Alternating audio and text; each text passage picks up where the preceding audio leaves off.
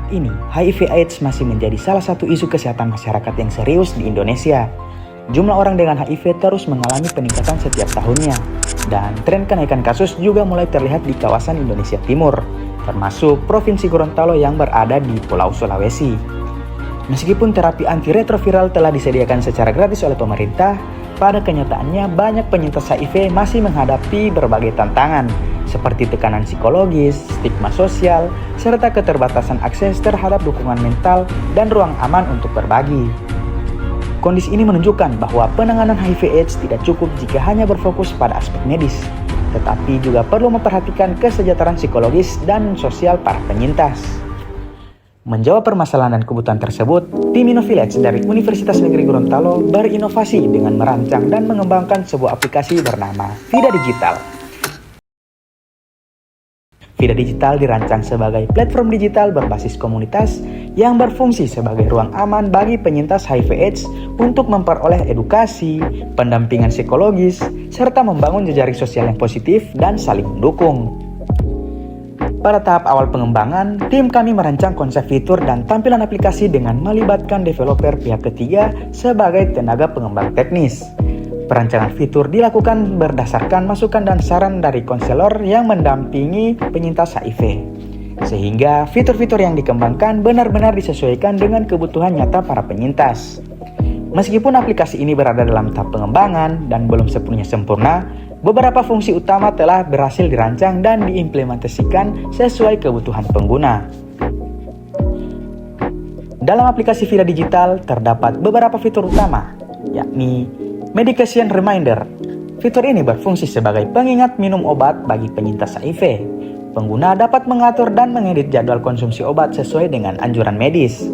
Aplikasi akan memberikan notifikasi pengingat secara bertahap, mulai dari 1 jam sebelum waktu minum obat, 30 menit sebelum, hingga tepat pada waktu yang telah ditentukan.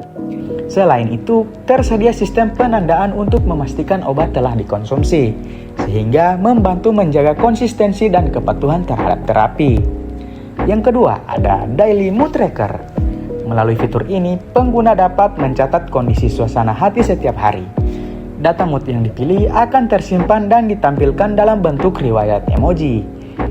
Fitur ini membantu penyintas mengenali pola emosi dari waktu ke waktu serta menjadi alat bantu awal dalam memahami kondisi kesehatan mental secara sederhana.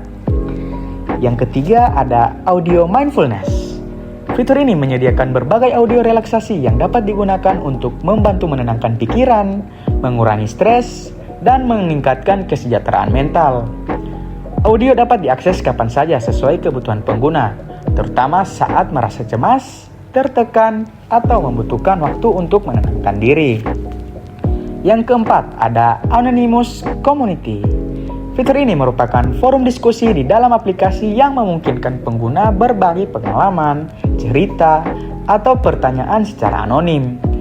Identitas asli pengguna tidak ditampilkan, sehingga penyintas dapat mengekspresikan diri dengan lebih aman dan nyaman tanpa rasa takut akan stigma atau penilaian dari orang lain.